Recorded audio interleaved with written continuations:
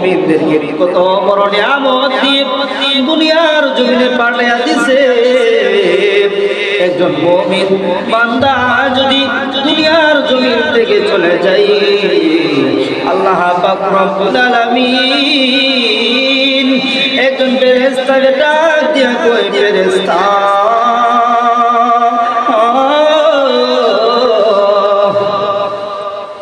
আমার একজন ইমানদার ব্যক্তি মৃত্যুবরণ করেছে, আমার একজন মুমিন বান্দা, আমার একজন নেককার বান্দা কোথায় কোথায় ধরে নিলাম, কামালপুরে একজন মৃত্যুবরণ করেছে।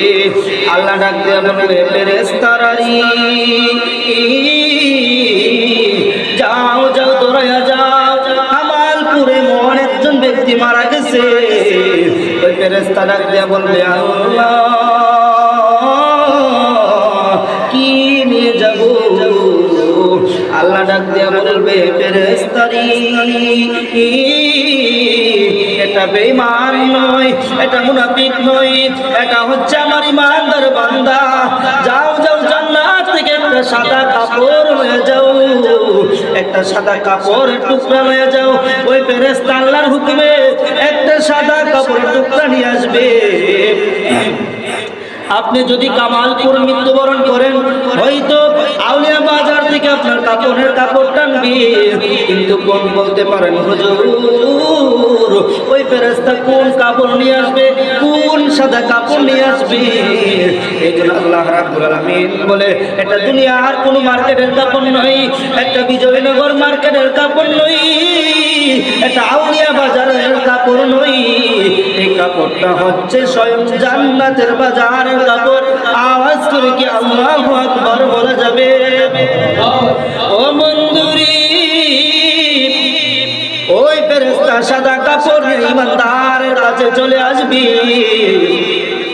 যে মাত্র চলে আসবে, এবার ইমানদারের কাছে চলে আসবে, ইমানদারের মাথার দিকে চলে আসবে। ওই ইমানদার ব্যক্তিকে ওই ফেরেশতা ডাক দিয়া বলবে, তোমার রূহ নেওয়ার জন্য চলে আসছি। ওই রূহটা যে মাত্র চোখ দিয়ে বাহির করতে চাইবে, ইমানদার ব্যক্তি বলবে, চোখ দিয়ে আমার জান নেওয়া যাবে না, এই চোখ দিয়ে আমার রূহ নেওয়া যাবে না। ফেরেশতা ডাক দিয়া বলবে, কেন? ওই বান্দা ডাক দিয়া বলবে, এই চোখ দিয়ে আমি আল্লাহর কোরআন দেখেছি, এই চোখ দিয়ে আমি আল্লাহর কোরআন শরীফ দেখেছি। এবার ওই ফেরেশতা চাইবে বান্দার মুখ দিয়া রূহটা নেওয়ার জন্য। ওই বান্দা ডাক দিয়া বলবে, ফেরেশতারি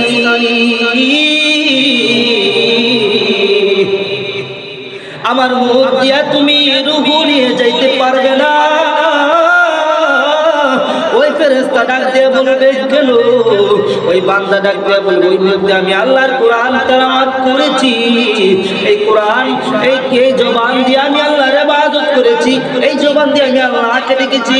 এবার ফেরেশতা চাইবে হাত দিয়া রূহ নেওয়ার জন্য, ওই বান্দা পারমিশন দিবে না। এবার ফেরেশতা চাইবে পা দিয়া রূহ নেওয়ার জন্য, ওই মুমিন বান্দা পারমিশন দিবে না। ওই ফেরেশতা চাইবে মুখ দিয়া রূহ নেওয়ার জন্য, কিন্তু ওই ইমানদার বান্দা দিতে পারবে না। এবার আল্লাহ পাকের ফেরেশতা চলে যাইবে আল্লাহ পাকের দরবারে, যা বলবে, আল্লাহ ও মায়ার আল্লাহ গো, তোমার এই বেঈমান বান্দা নয়, তোমার এই ইমানদার বান্দার রূহ আমি নেওয়ার জন্য চিঠি চোখ দিয়া মুখ দিয়া হাত দিয়া নাক দিয়া পা দিয়া কোনো দিক নিতে দেই না। এবার আল্লাহ ডাক দিয়া বলবে, ফেরেশতারি ইমানদার ব্যক্তির জান তুমি, ইমানদার ব্যক্তির রূহ তুমি কবজ করতে পারবে না। একটা মাত্র কারণ সে দুনিয়ায় থাকতে আমার পাড়া পিল্লা হয়েছিল, তার ভিতরে ইশকে মহব্বত ছিল, তার ভিতরে নবীর মহব্বত ছিল। আল্লাহ ডাক দিয়ে বলবে, ফেরেশতা যাও যাও ওই ইমানদার ব্যক্তির কাছে আমার কালেমা লইয়া যাও, লা ইলাহা ইল্লাল্লাহু মুহাম্মাদুর রাসূলুল্লাহ। ওই ফেরেশতা যেই মাত্র লইয়া যাবে, এবারে ওই ইমানদার ব্যক্তির চোখের সামনে দিয়া যেভাবে দিয়া দিবে, যেভাবে সন্তান মায়ের স্তন থেকে দুধ খাইতে খাইতে যেভাবে ঘুমায়া যায়, ওই ইমানদার বান্দা যে মাত্র কালেমাটা চোখের সামনে আয়না দিবি, ওই ইমানদার বান্দা কালেমা পড়তে পড়তে ছোট বাচ্চার মতো ঘুমায়া যাবে। আর ওই সুযোগে আজরাইল আলাইহিস সালাম ইমানদার বান্দার রূহটা কবজ করে নিবে। এবার যেই মাত্র রূহটা নিয়ে নিল, যেহেতু সেই ইমানদার মানুষ, সে এসেছে কালিয়াতে, যেই মাত্র যাওয়ার সময় ওই সাদা কাপড়ের টুকরা নিয়েছিল, ওই সাদা কাপড়ের টুকরার ভিতরে ইমানদার ব্যক্তির রূহটা নিয়ে নিছি। যেই মাত্র প্রথম আসমানে চইলা গেল রে বাবা, ফেরেশতারা ডাক দিয়ে বলবি, আরে ফেরেশতারে ও ফেরেশতা, তোমার হাতের মধ্যে কি মেশকে আম্বরে ঘ্রাণ করে। ওই ফেরেশতা ডাক দিয়ে বলবে, এটার কেউ নয়, এটা ওই কামাল করতে এনেছি একটা ব্যক্তির। সেই ব্যক্তিরা ছিল বড় ইমানদার, ওই ব্যক্তিরা ছিল মুমিন, ওই ব্যক্তির জানটা আমি নিয়ে আসছি। এবার সকল ফেরেশতারা ওই রূহকে সালাম দিবে, তারপর দ্বিতীয় আসমানে চলে যাবে। ফেরেশতারা বলবে, তো জান কোথা থেকে আসে? ওই ফেরেশতা বলবে, এই ইমানদার ব্যক্তির রূহ। ওই ইমানদার ব্যক্তির রূহ বলার সাথে সাথে অন্যান্য ফেরেশতারা সালাম দিবে। তৃতীয় আসমানে যাবে, তৃতীয় আসমানে যাওয়ার পরে ফেরেশতারা সালাম দিবে। চতুর্থ আসমানে যাবে, চতুর্থ আসমানে যাওয়ার পরে ফেরেশতারা সালাম দিবে। পঞ্চম আসমানে যাবি, পঞ্চম আসমানে যাওয়ার পরে ওই ফেরেশতারা সালাম দিবে। ষষ্ঠ আকাশে যাবে, ষষ্ঠ আকাশে যাওয়ার পরে ফেরেশতারা সালাম দিবে। সপ্তম আসমানে চলে যাবে, সপ্তম আসমানে যাওয়ার পরে ফেরেশতারা সালাম দিবে। এবার আল্লাহ ডাক দিয়ে বলবে, ফেরেশতারি আর যাওয়ার দরকার নাই। এবার ওই ইমানদার ব্যক্তির রূহটা নিয়ে আসো জান্নাতের একটা ঘর, কোরআনের ভাষায় ঘরটার নাম হচ্ছে ইল্লিন। এবার আল্লাহ ডাক দিয়ে বলবে, ওই ফেরেশতা এই রূহটার কোথায় নেওয়ার দরকার নাই, এই রূহটা ইল্লিন নামক ঘর, ইল্লিন নামক ঘরের মধ্যে তুমি প্রস্তুত করে নাও। এবার যেই মাত্র ইল্লিনের ঘরের মধ্যে নিয়ে যাবে, আর ওই দিক দিয়ে আল্লাহ পাকের দুইজন ফেরেশতা মুনকার এবং নাকির, ওই ফেরেশতারা কবর দেশে চলে আসবেন। যেই মাত্র কবরের মধ্যে চলে আসবেন, তিনটা প্রশ্ন করবে। প্রথম প্রশ্ন হবে, মান রব্বুকা, তোমার রবকে?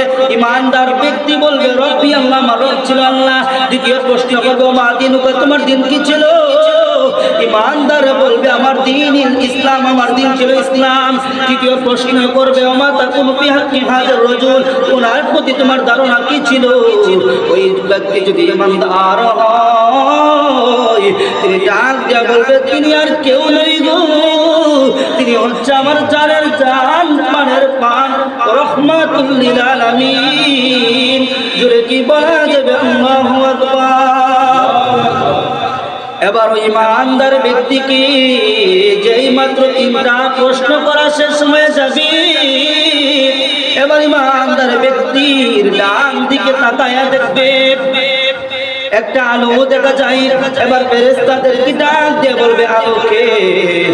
ওই আলো ডাক দিয়ে বলবে, আমি আর কেউ নই, আমি হলাম দুনিয়ার আমল আর ঈমান। আওয়াজ করে কি আল্লাহু আকবার বলা যাবে না? এবার বাম দিকে তাকায় দেখবি আরেকটা আলো। এবার ওই ইমানদার ডাক দিয়ে বলবে, আলো তুমি কে? ওই আলো ডাক দিয়ে বলবে, আমি আর কেউ নই, আমি হইলাম রোজা। ও বন্ধুরে, নামাজ রোজা ছাড়া কবরের মধ্যে কোনো নিস্তার নাই, নামাজ রোজা ছাড়া কবরের মধ্যে কোনো রেহাই নাই। এবার ওই ইমানদার বান্দাকে, ওই ইমানদার বান্দাকে জাহান্নামের আগুন দেখানো হবে। ইমানদার ব্যক্তি বলবে, এটা কেমন আগুন? এটা জাহান্নামের আগুন দেখা যায়। ফেরেশতা ডাক দিয়ে বলবি, তোমাকে যে তিনটা প্রশ্ন করলাম, যদি তুমি তিনটা প্রশ্নের উত্তর না দিতে পারতাই তোমাকে ওই জাহান্নামের আগুন নিক্ষেপ করা হতো। যেহেতু তুমি তিনটা প্রশ্নের উত্তর দিয়া দিছো, এজন্য আল্লাহ রাব্বুল আলামিন ফেরেশতাদেরকে ডাক দিয়ে বলবে, ফেরেশতারা রে, আমার ইমানদার বান্দা তো কবর দেশে অনেক কষ্ট করবে, নিচে তো মাটি থাকবে, যাও যাও আমার ইমানদার বান্দার জন্য জান্নাত থেকে জান্নাতের গালিচা বিছায়া দাও। ইমানদার ব্যক্তিকে যেই মাত্র জান্নাতের গালিচা বিছায়া দিবে, কিয়ামত পর্যন্ত ওই কবর থেকে জান্নাতি আবহাওয়া উপভোগ করবে। আওয়াজ করে কি আল্লাহু আকবার বলা যাবে? বাবাজিরা আমার